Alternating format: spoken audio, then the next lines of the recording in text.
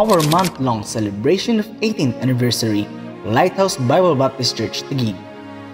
Be glad, for we are blessed and full of grace on the entire month, full of services to those who may be in need, to our brethren and loved ones, and to the community. To us, praise God for this, for our lives are for edification and to the pleasing of our God.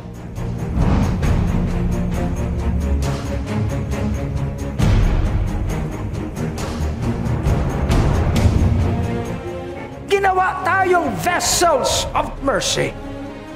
Sinabi, I will call them my people, which were not my people. My beloved, which was not my beloved. Sino yan? Tayo. And it shall come to pass that in the place where it was said, ye are not my people, there shall they be called the children of the living God. Who are these? Tayo.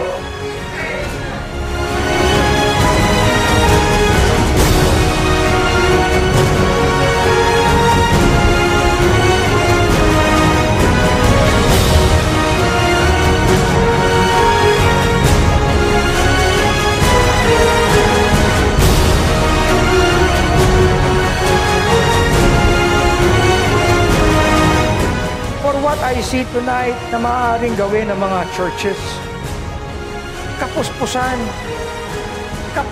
ng mga bunga ng pagiging matuwid dahil kay Kristo, kapuspusan ng bunga ng Espiritu sa atin, kapuspusan ng lahat ng kilos ang ayon sa kanyang masaganang biyaya,